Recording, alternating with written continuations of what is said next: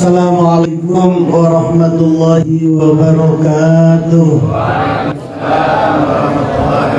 Alhamdulillahillazi faddalana ala katsiri min ibadihil mu'minin. Allahumma salli ala nabiyil hashimi Muhammad wa ala alihi wa sallim taslima. Wa ba'du ilahi anta maksudi wa ridha matlubi a'tini mahabbataka wa ma'rifatak wa a'tini ma'akabada. Kehadapan guru agung ahli silsilah Tariqul Qadiriyah Nasrlandiyah Suryalaya Narasa PPKN Abina wa murabbi ruhina al-alim al-allama bahril fahamah Sayyidi Syekh radhiyallahu anhu wa qaddasallahu sirrah wa usulihi wa furu'ihi wa ahli silsilati wal ahizina anhu kullu syai'in la ilahul fatihah. A'udzu billahi minasy syaithanir rajim. Bismillahirrahmanirrahim. Alhamdulillahi rabbil alamin arrahmanir rahim maliki yaumiddin. Iyyaka na'budu wa iyyaka nasta'in ihdinas siratal mustaqim siratal ladzina an'amta 'alaihim ghairil maghdubi 'alaihim waladdallin. Amin. Shahibul Fadilah, guru kita sekaligus waktu talqin Sahabat Aus yang mulia Kiai Haji Muhammad Mustafa Torfi, Dr. Andes Kiai Haji Burhanuddin, Shahibul Bait, memangku manakib pada malam hari ini Bapak Abdul Wahab SE beserta keluarga beliau, segenap para ikhwan akhwat dari Madrasah Al-Wahab 38. Kita semua tetap ada dalam limpahan barokah karomah dari Guru Agung. Alhamdulillah. Bapak Ibu ikhwan akhwat sekalian yang saya hormati, malam hari ini amaliyah manakib juga dalam rangka tasakkur binikmah, syukuran, pernyataan syukur dari Bapak Abdul Wahab. Ini mana sih orangnya? Sudah di sini. Nah, duduk. Syukur dari beliau yang malam ini syukurnya dikemukakan, rasa syukurnya diungkapkan dengan amaliyah manakib. Ini syukur yang dahsyat karena syukurnya diiringi dengan amaliyah.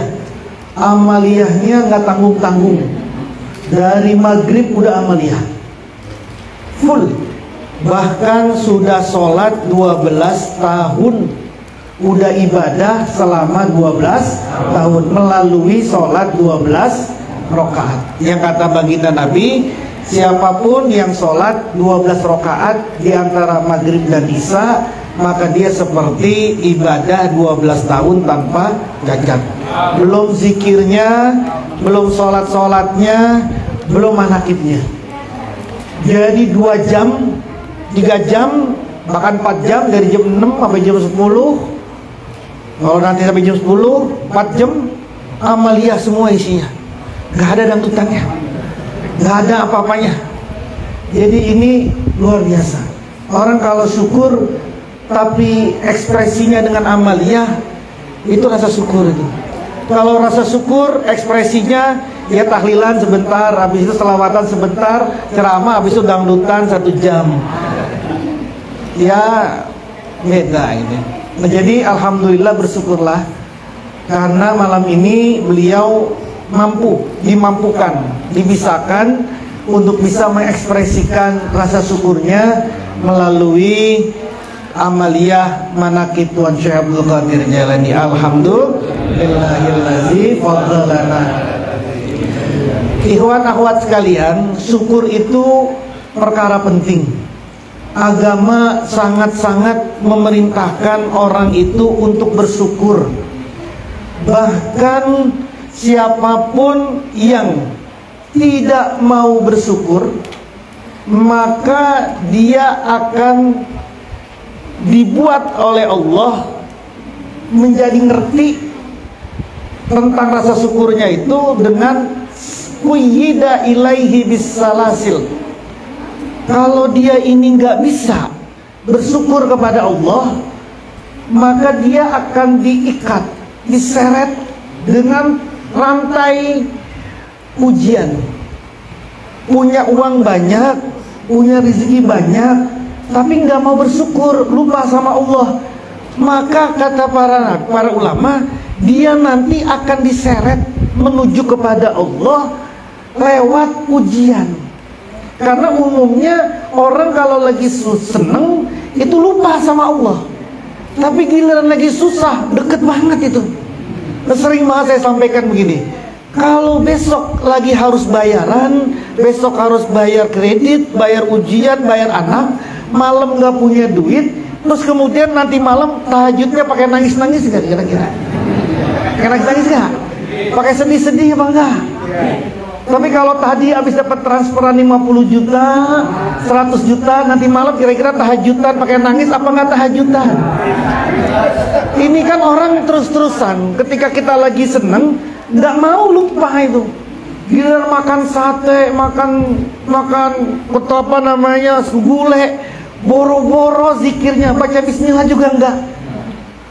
Tapi giliran makan tempe doang sama tahu, itu banyak banget zikirnya. Astagfirullah ya Allah, bismillah. Bismillahnya banyak banget, biar segera kenyang. Biar segera kenyang. Malam-malam tidur di hotel bintang 5, boro-boro bangun. Tapi giliran di rumah nggak pakai AC, banyak nyamuk, bangun. Nah giliran senang, lupa sama Allah, nggak tahu nikmatnya. Maka yang Allah lakukan adalah dia akan diseret sama Allah bisalasil imtihan, dengan tali, dengan rantai ujian. Ini orang nggak bisa ini. Kalau dibuat enak, nggak mampu, belum mampu. Ini lagi kagak punya duit aja mau manakib di sini. Coba kalau lagi punya duit banyak, lagi di mana sekarang? Ini long weekend loh ini. Ini lagi long weekend loh ini. Kira-kira lagi banyak duit kemana sekarang? Ini kan lagi gak punya duit aja nih. Nah kalau manusia kita ini terus-terusan mau menyatunya kepada Allah, mau datang kepada Allahnya kalau lagi susah, maka Allah kemudian sayang sama kita. Maka yang terjadi adalah kita akan dibikin susah sama Allah seumur hidup. Nggak bisa, nanti jangan kenyangan, nanti aja dah. Nanti pengen apa? Pengen mobil, pengen rumah. Nanti kalau dia dikasih mobil, kagak bakalan manakib, nggak bakalan sholat, jalannya kemana-mana. Udah nanti aja ya. Paling umurmu itu 70 tahun mati. Nanti aja di surga aja. Mau bidadari kayak apa kek, mau kendaraan kayak apa kek, terserah. Abadan abada nanti. Itu bukti sayangnya sama Allah itu. Jadi kalau kemudian udah manakiban terus, udah zikir mulu, udah amaliyah mulu, kemudian kok nggak kaya-kaya, masih susah, itu artinya Allah sayang sama kita itu. Husnuzon itu, jangan suzon itu. Jangan suzon apa katanya? Katanya kalau zikir rezeki kemana-mana, kalau sholat tepat waktu, nanti rezekinya tepat waktu. Saya udah bertahun-tahun ini jadi ikhwan, masih aja melarat. Itu berarti Allah masih sayang sama Anda itu. Karena nggak mungkin Allah nggak kasih doa itu, nggak kasih istijabah, nggak kasih kabulan, nggak mungkin itu. Allah pasti akan ngabulin, semua pasti dikabulin. Tapi caranya, soalnya banyak sekali orang yang kayak begitu. Bahkan di zaman sahabat itu ada seorang sahabat yang sama. Ya Rasul, saya pengen kayak Utsman itu.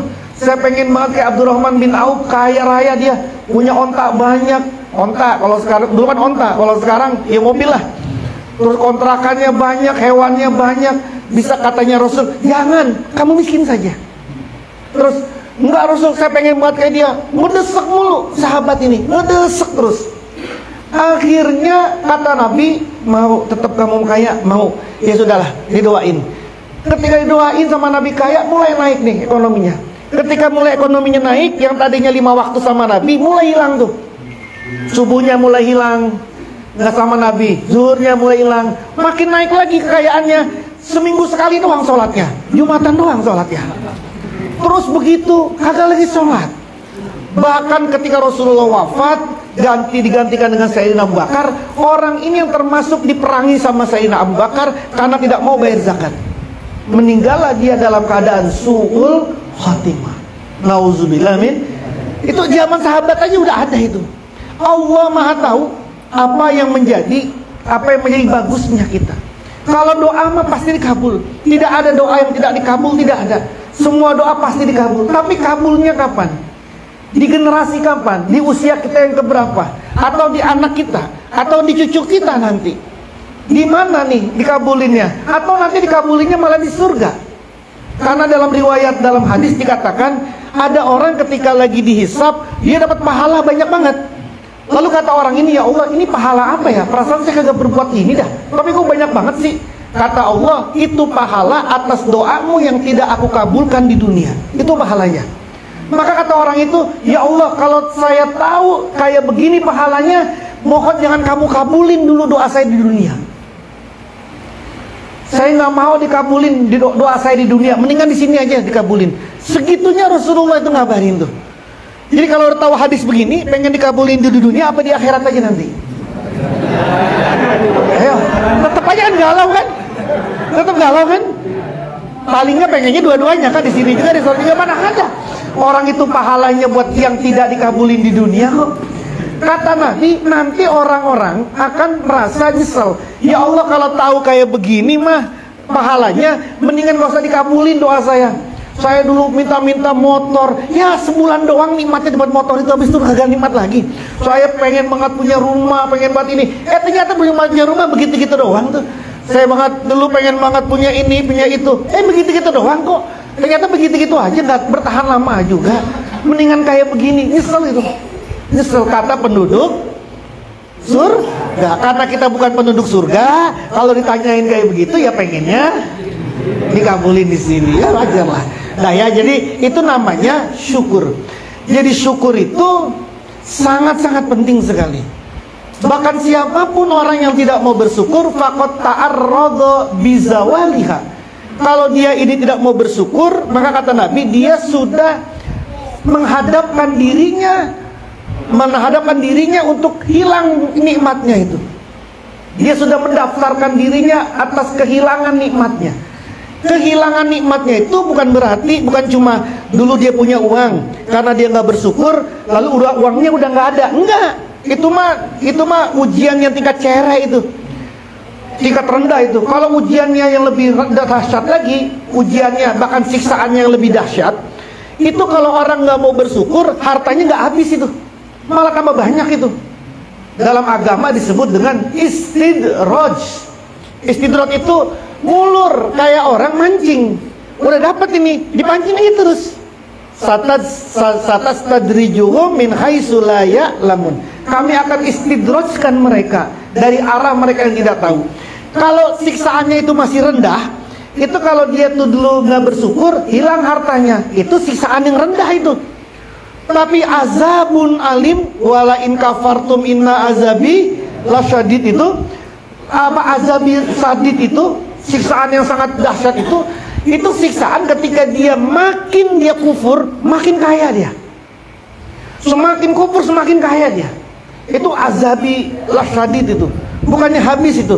Jadi kalau ada orang, saya kok makin kagak ibadah, makin jaya banget duit saya ini. Sudah hati-hati sudah itu. Jangan GR itu. Dulu saya nggak pakai ikhwan-ikhwanan, kagak manakiban. Pas manakiban jadi ikhwan susah amat ya. Ini udah jarang manakib, jarang zikiran, jarang jadi ikhwan. Oh lancar banget ya. Nyesel banget dulu gue jadi ikhwan ya. Hati-hati tuh, hati-hati tuh, hati-hati. Itu sisaan besar itu. Karena itu disebut dengan istidraj. Nah, nilainya, materinya nggak hilang, nikmatnya nggak hilang, materi itu nggak nikmat. Yang hilang rasanya yang hilang. Kalau dulu dia punya duit 1 juta, udah syukur, udah punya hatinya udah tenang, tidur enak, sholat enak, zikir enak. Tapi sekarang punya duit 1 juta, udah galau. Punya duit tinggal 1 juta, udah galau, udah susah hidupnya. Dulu punya uang 1 juta, tenang saja, makan enak, apa enak. Sekarang kontrakannya banyak, terus kemudian mobilnya banyak, rumahnya banyak, depositonya banyak, tapi makan gak enak. Karena nggak enak aja di rumah, nggak jadi baiti jannati. Mungkin nongkrong kemana-mana saja. Mau senang itu bayarnya mahal banget. Itu kayak begitu tuh. Tetap apa materinya tetap, rasanya yang hilang. Kawan-kawan tuh sering banget bilang, doain apa? Kenapa? Pusing mati nih. Kenapa? Di rekening tinggal 10 juta duit.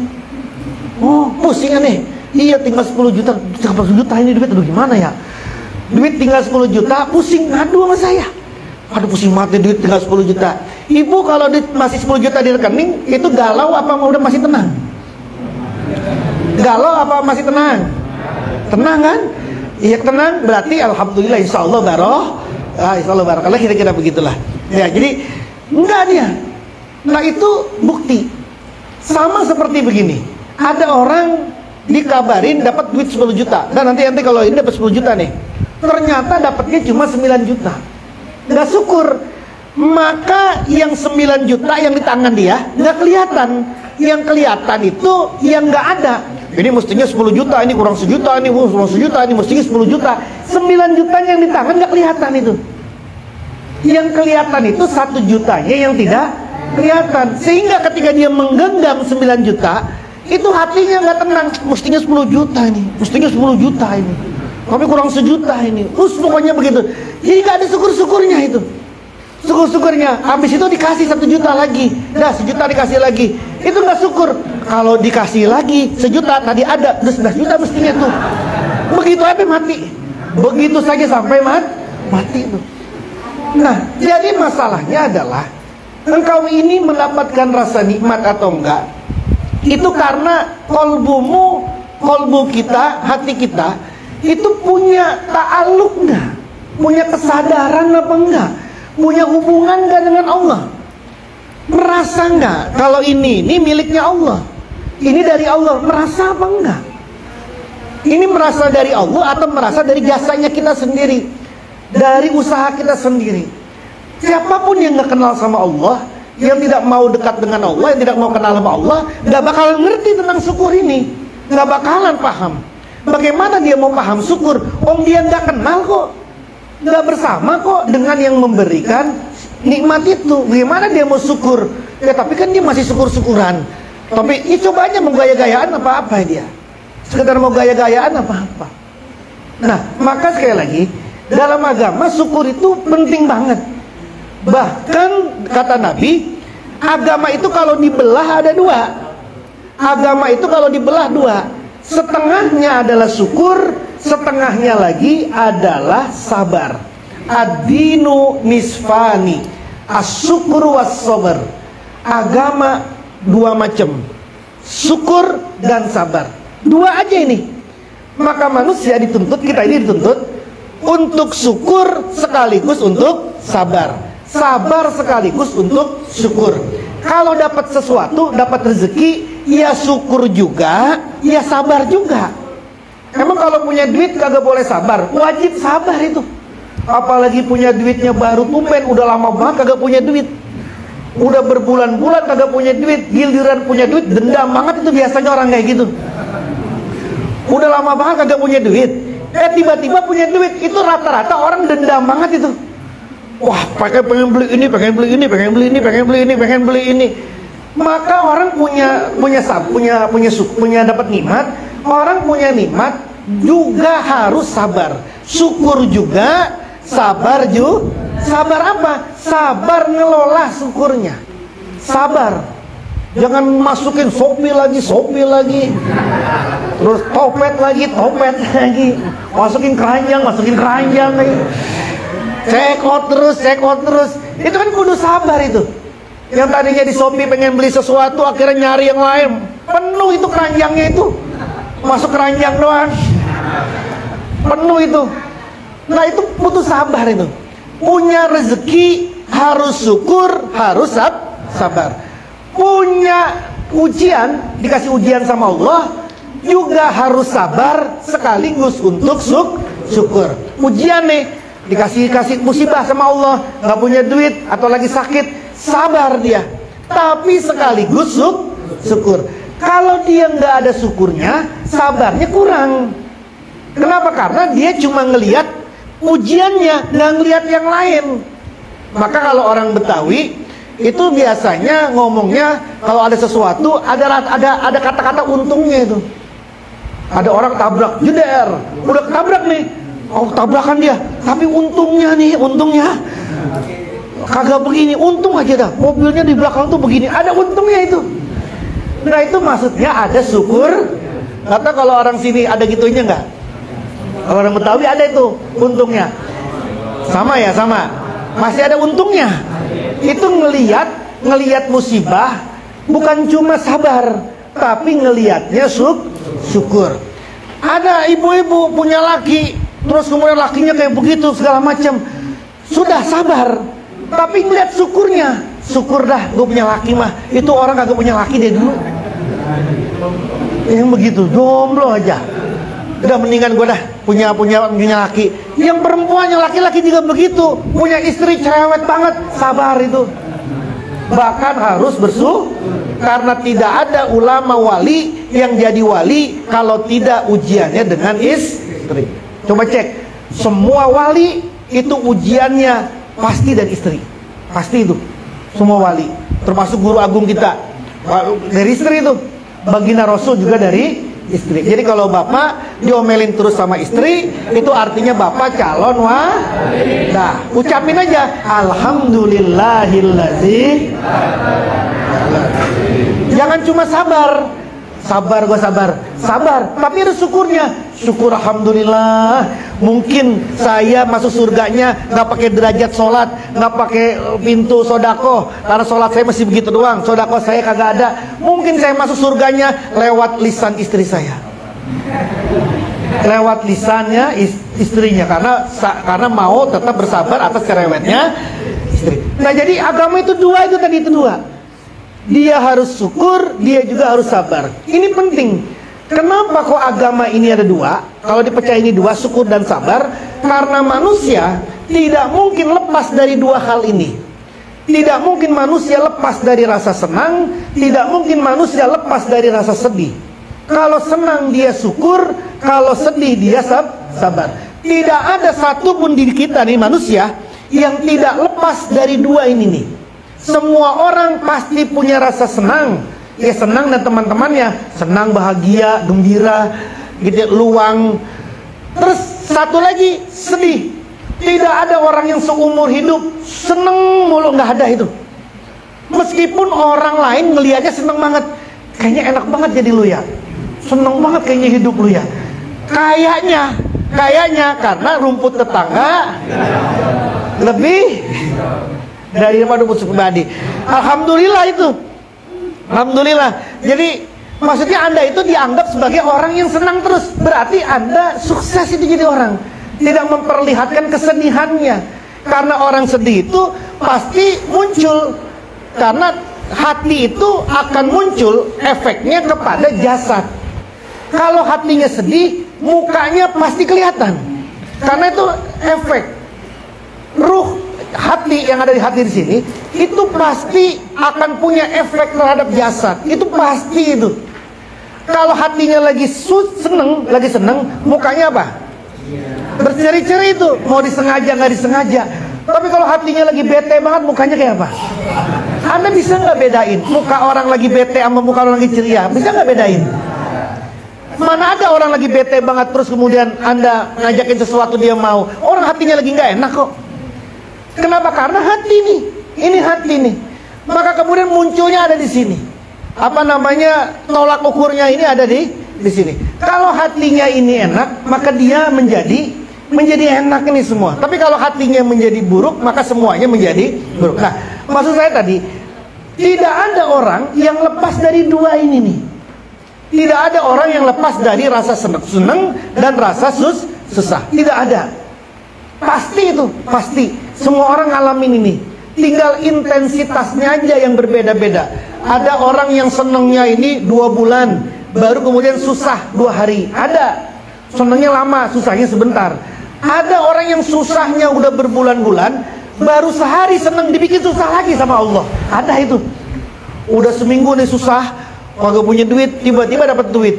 Baru aja dapat duit, baru nih 2 jam kemudian hilang lagi tuh duit itu, susah lagi dia. Ada yang kayak begitu? Ada itu. Bapak-bapak punya duit, baru seneng-senengnya nyampe di rumah dipatroli sama istrinya, habis itu sedih lagi. Ya dulu sono di Betawi, kalau di sini nggak ada. Tinggal intensitasnya aja yang berbeda-beda antara senengnya sejauh mana. Tapi orang itu pasti ada, pasti senengnya ada, sedihnya sudah pasti ada. Inilah yang dikatakan oleh Imam Ibnu Athaillah, basatoka kaila yubkika ma'al qabdi. Engkau diberikan kemudahan, diberikan kelapangan oleh Allah agar kamu tidak kekal, tidak tersandra dengan kesulitan. Jadi engkau diberi kegembiraan biar kamu tidak sulit mulu, maka kemudian engkau dikasih kegembiraan.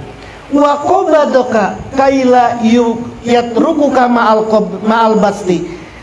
Maka kemudian kamu dibikin sempit hidupmu, dibikin susah agar kamu tidak terlena dengan kenikmatan.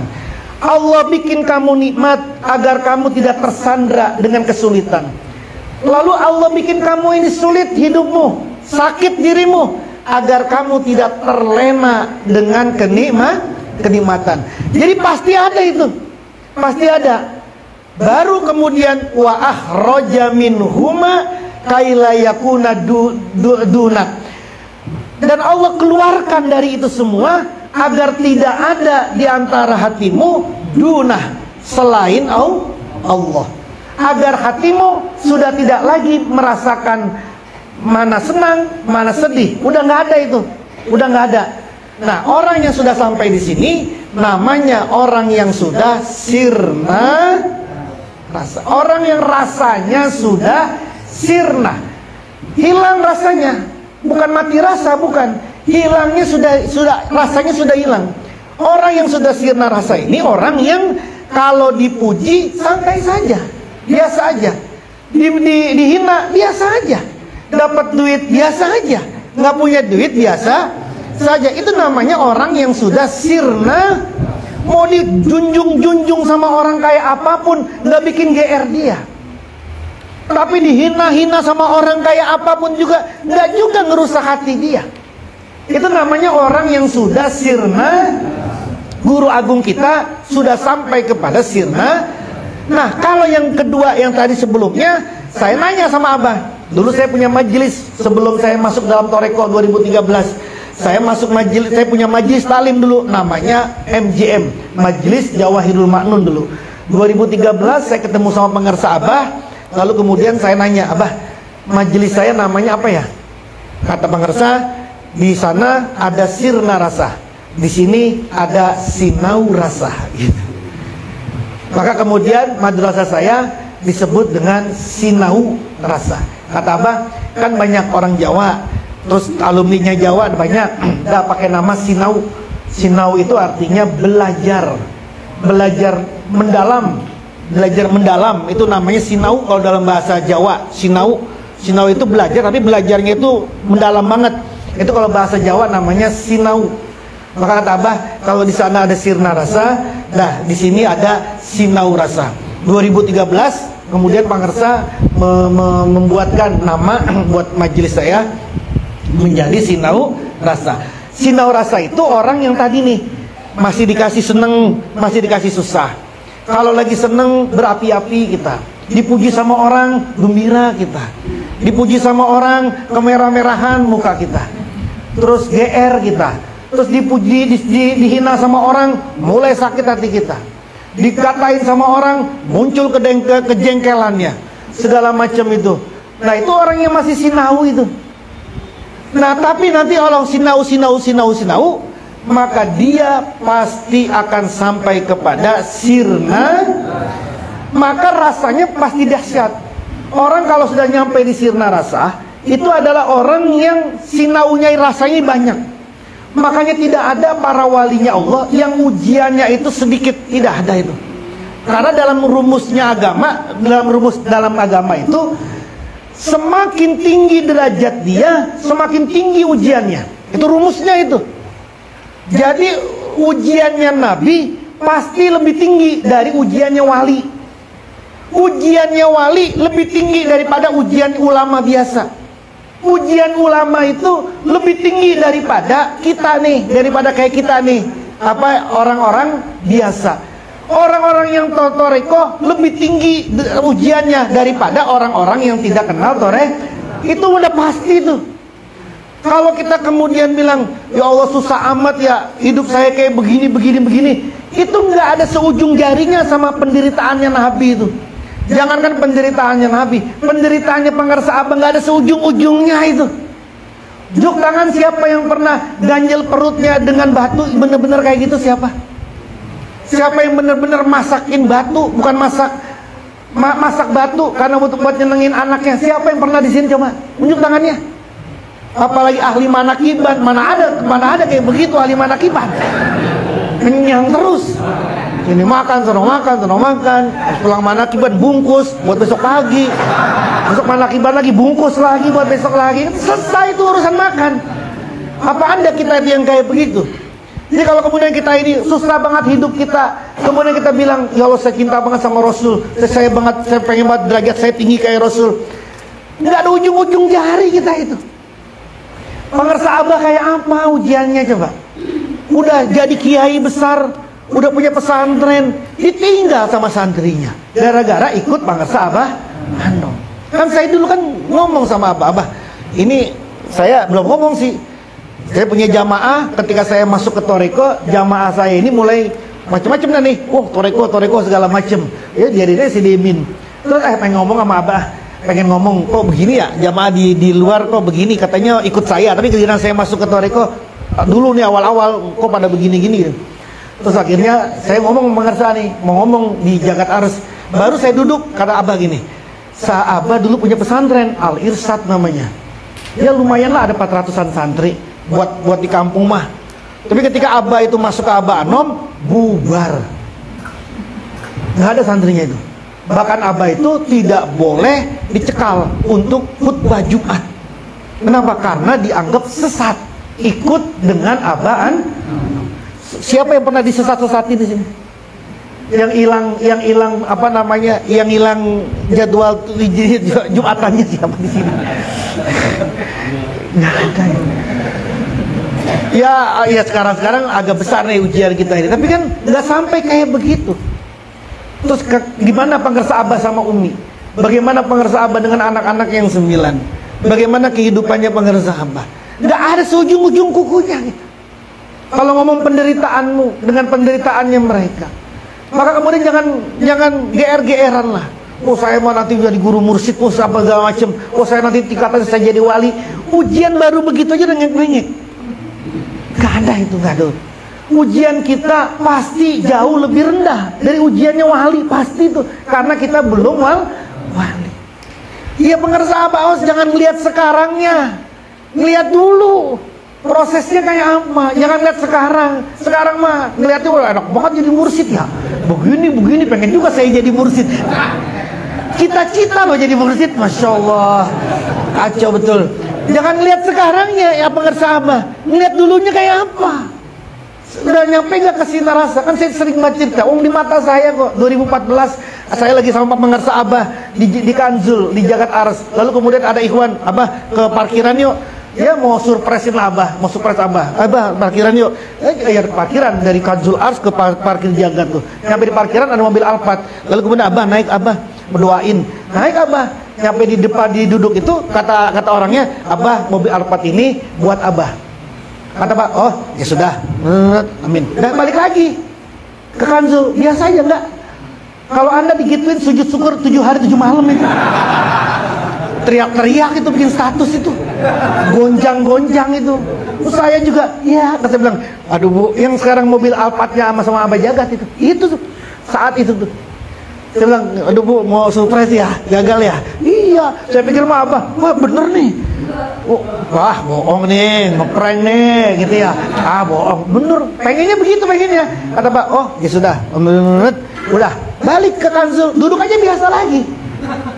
Habis dapat Alphard itu yang terbaru.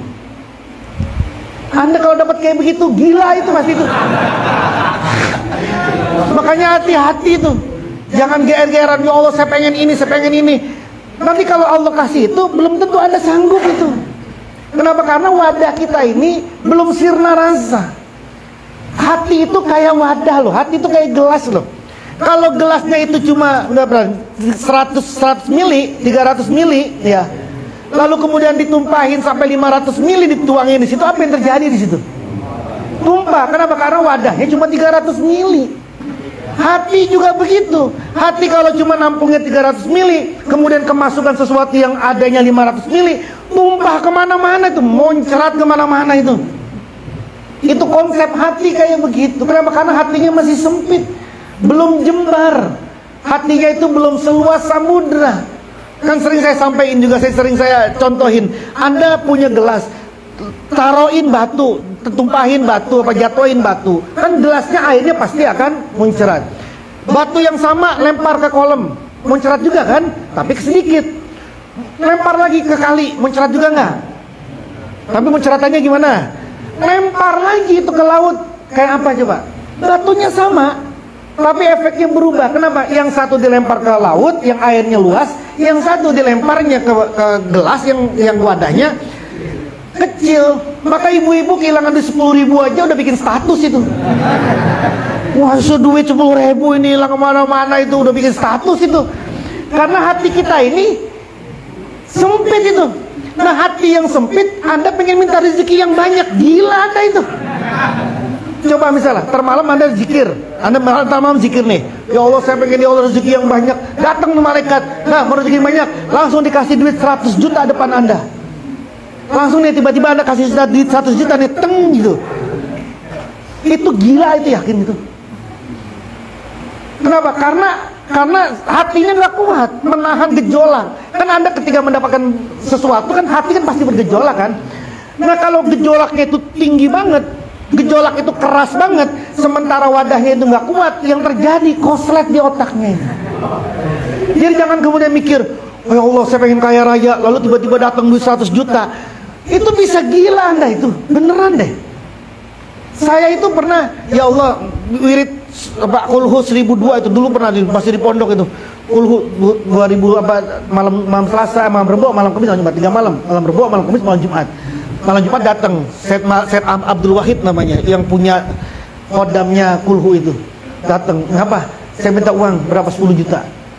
Tahun itu tuh, tahun 97, 10 juta itu. Yang emasnya dulu masih murah, 10 juta itu sekarang udah 100-an mungkin, 50 juta lah sekarang itu.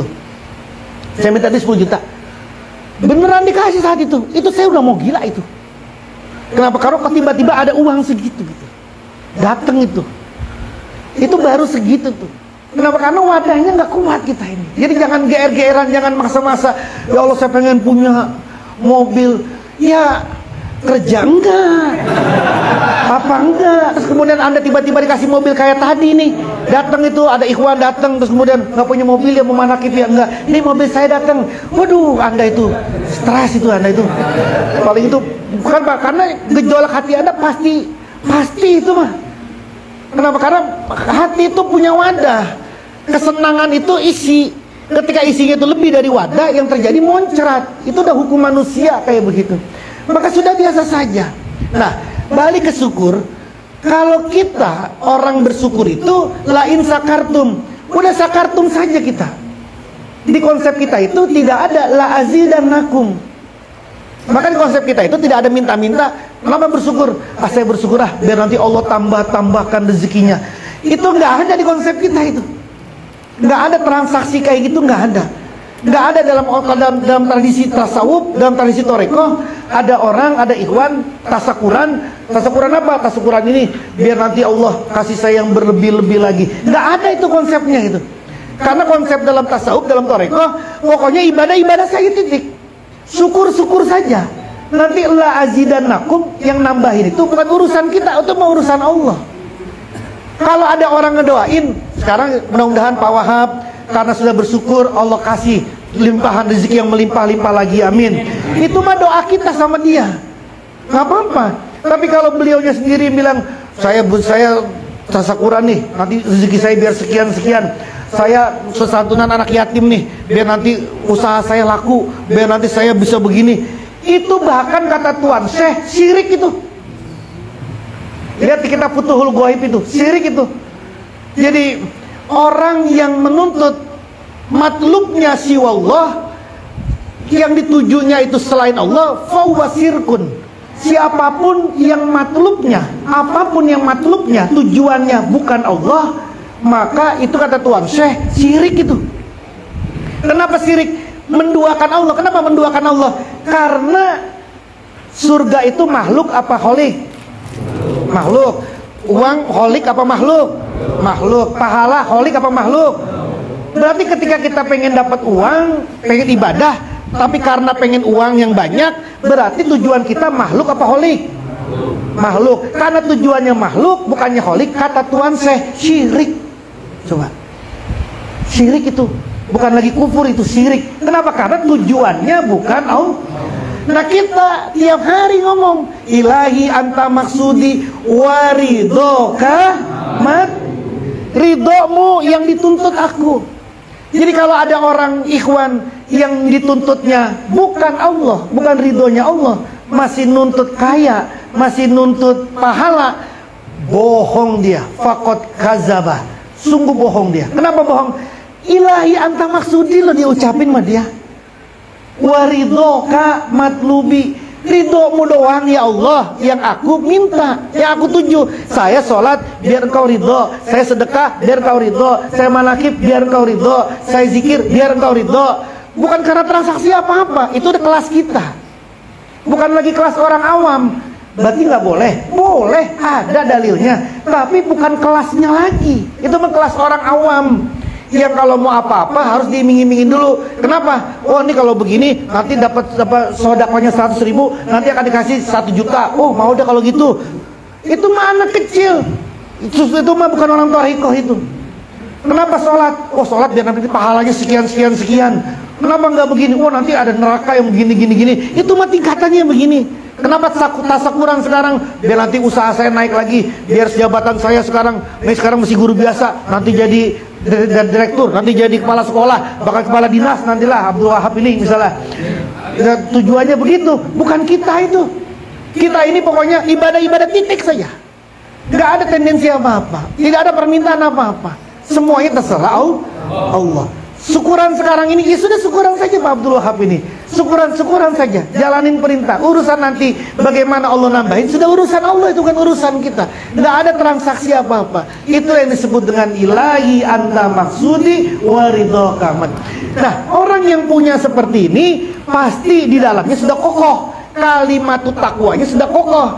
Sajarotin asluha sabit wa far'uha fis sama. Dia sudah punya pohon takwa. Pohon takwa itu yang akarnya kuat, kemudian rantingnya menjulang, tidak gampang kena goyang, nggak kena angin, nggak goyang-goyang. Kalau akarnya ini nggak kuat, kena angin bergoyang-goyang dia. Kena angin goyang-goyang itu baru kena musibah dikit udah goyang. Kena ujian sedikit udah kagak manakiban, udah begini udah kagak zikiran, kena goyang. Nah ini asluha sabit, kokoh. Mau dekat badai kayak apapun nggak bergerak dia. Nah kalimat itu adalah kalimatul la ilaha illallah. Yang sudah ditanam dengan kalimat itu, berarti kalimat itu harus asluha sabit wa far'uha fis sama. Kita sudah punya kalimat itu, sehingga mestinya kokoh ini hati kita ini, seperti pohon yang kuat itu. Mau ada apapun saja, mau diapain saja, kuat itu hati kita. Karena kasajarotin asluha sabit wa far'uha fis sama. Seperti pohon tadi yang kuat akarnya, rantingnya menjulang kemana-mana. Mau ada angin apapun juga nggak akan menggoyahkan kita. Dan itu sudah ada di hati kita semua. Yang belum punya itu tanamin nanti. Ini mumpung ada banyak wakilnya Abah. Biar kita kuat ini. Ya tapi tetap terus-terusan dipelihara, dizikir. Biar kuat, hatinya kuat. Kalau hati kita kuat ini, orang yang sudah sampai sirna rasa. Kalau orang sirna rasa, dia sudah menjadi ahli la ilaha illallah. Alhamdulillahillazi faddalana ala katsirin min ibadil mu'minin. Wallahu muwaffiq ila aqwamit thoriq. Assalamualaikum warahmatullahi wabarakatuh.